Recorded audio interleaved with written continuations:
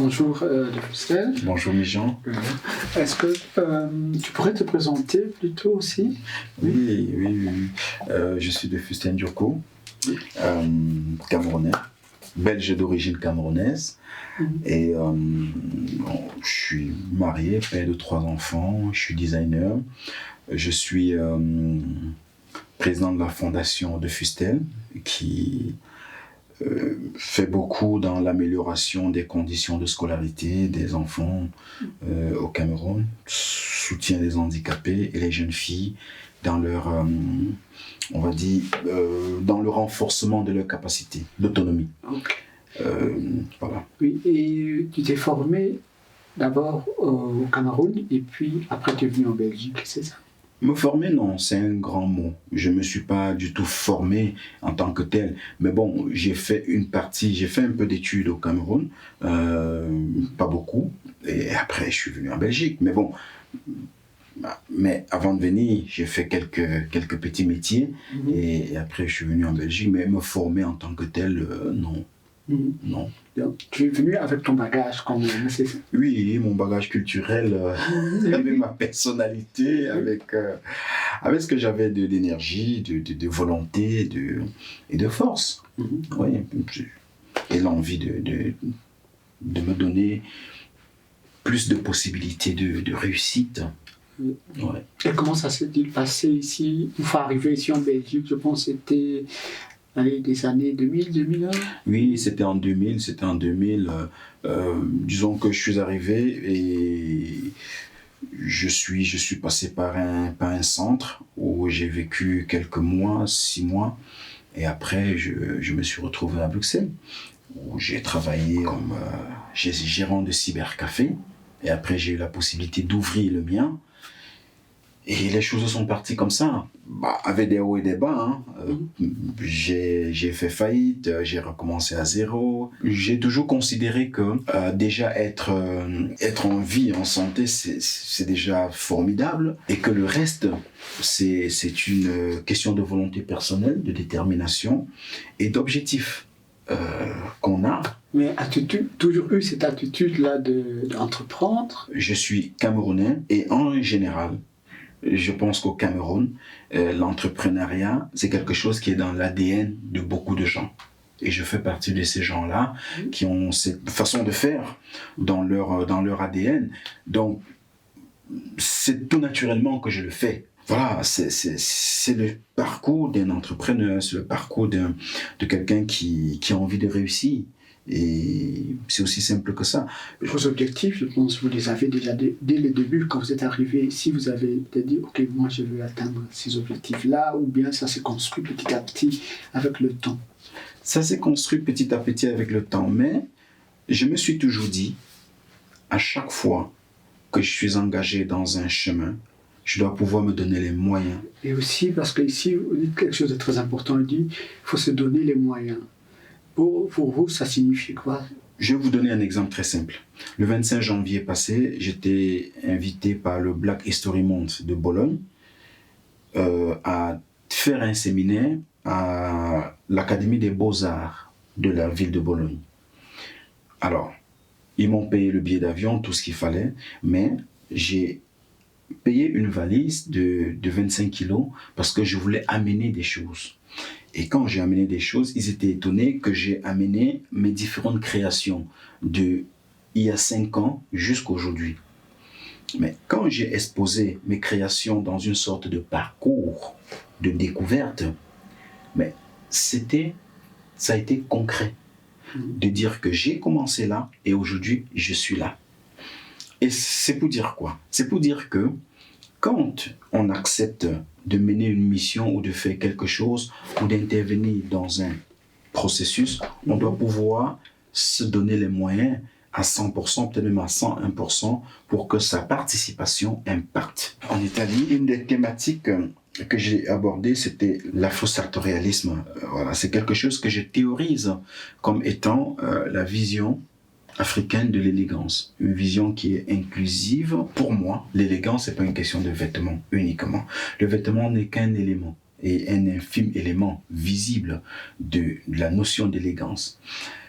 L'élégance, se traduit pour moi par la manière dont on est dans la société, dont on interagit avec les gens, notre capacité d'empathie, notre capacité d'écoute, notre capacité à protéger même ceux qui dans la société sont fragiles. Les femmes, la société a fragilisé et fragilise la position des femmes. La société porte sur les femmes un regard condescendant, en tout cas ne donne pas à la femme la place qu'elle mérite dans notre société, qui pour moi est au même niveau que la place revendiquée ou la place confisquée par les hommes. La société ne pose pas le même regard sur les handicapés alors qu'elle devrait les protéger, elle les fragilise plutôt. Donc l'homme élégant, l'élégance voudrait que notre société protège les minorités, les gens qui ne pensent pas comme nous, qui ne font peut-être pas comme nous, qui ne reçoivent pas les mêmes opportunités. Donc, alors, pour moi, quand je parle d'afrosartorialisme, c'est des questions de valeurs humaines incarnées par les Africains, parce qu'on a toujours eu ces valeurs-là en nous, mais qui se sont diluées au fil du temps. Donc quand je parle d'afrosartorialisme, je parle de ça, du retour à ces valeurs-là, à ce qui fait de nous vraiment des personnes absolument élégantes. Et maintenant, il y a la dimension entrepreneuriale dont je parle, c'est quoi? C'est de dire que nous sommes issus d'un continent qui a des besoins. Et nous, dans notre façon de faire, de penser et d'agir, on doit penser toujours à ce qu'on peut aussi apporter à ce continent en termes de plus-value, quand je dis plus-value, c'est plus-value matérielle, plus-value en termes de création d'emplois et de richesse. Donc, quand on agit, on doit toujours aussi agir dans le sens non seulement de pousser les gens à se prendre en main, mais aussi de créer une valeur ajoutée à travers l'entrepreneuriat. Et c'est pas toujours possible de tout maîtriser. Donc, et quand on est dans cette pièce, on a beaucoup de choses que vous faites aussi. Vous pouvez nous en dire un peu plus? Oui. Disons que le Covid a fait en sorte que je délocalise une partie de mon showroom à Milan, ici, pour pouvoir travailler. Et comme dans mon parcours, je design ma propre ligne, mais aussi je représente beaucoup de marques sur le continent africain, des marques sur lesquelles j'ai l'exclusivité. Comme par exemple les produits d'entretien Mullard, juste ici de nous, toutes ces années dans l'industrie, toutes ces collaborations, toutes ces relations, tout ce network, toute cette connaissance de l'industrie de l'intérieur a abouti à la création de la marque de Fustel en propre.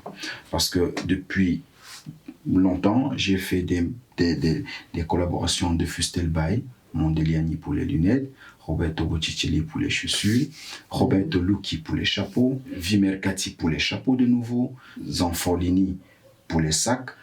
Donc j'ai fait énormément de collaborations, énormément. Et ça m'a permis de comprendre, d'apprendre, de maîtriser le savoir-faire dans certains domaines et d'avoir une vue globale du business. Et alors, pour finir, j'ai lancé la marque de Fustel en propre. Ce qui ne veut pas dire que je ne continue pas les collaborations. Il n'y a pas de problème. Mais j'ai lancé de Fustel en propre. Et le corps de cette marque, c'est la chemise. Et tout ce qui est périphérique à la chemise, c'est-à-dire pochette, cravate, ceinture et bretelles. On dit toujours entreprendre, mais si tu es arrivé à la chemise, ça t'a pris combien de temps? Du moment où je commence la première collaboration avec Roberto Botticelli, jusqu'à... d'ailleurs, ça c'est le fruit de la première collaboration avec Roberto Botticelli. C'est ça, donc il y a 5 ans. Il y a 5 ans. Oui, par là. Oui. C'était ça. Il y a d'autres qui ont suivi, qui ont suivi. Jusqu'à la chemise, ça fait 5 ans. Je suis toujours en apprentissage et toujours ouvert au changement, curieux de m'améliorer parce que c'est fondamental. Je fais des chemises, mais je ne suis pas chemisier. La chemise, on la retrouve où? Actuellement, la chemise, on la retrouve au Cameroun. On la retrouve à Abidjan, dans des boutiques là-bas. Mais on va aussi la retrouver dans ma propre boutique. J'espère d'ici la fin de l'année, à Abidjan. Je suis en train d'ouvrir la première enseigne de Fustel sur le continent. Pour les générations futures, qu'est-ce que tu voudrais ou bien que tu souhaiterais que les gens retiennent? C'est que quand j'ai eu l'opportunité de m'investir dans un projet, je l'ai fait à fond. Je voudrais que les jeunes générations se disent que tout est possible et que je suis l'exemple, en effet, que tout est possible parce que moi, j'ai pas fait d'études. Et c'est pas facile. Mais si moi, j'arrive à le faire, ça veut dire que les jeunes qui sont là peuvent le faire aussi. Et même encore plus et mieux. Continuons à lutter positivement. Continuons à faire du militantisme. Voilà, super, merci. Je t'en prie, Jean.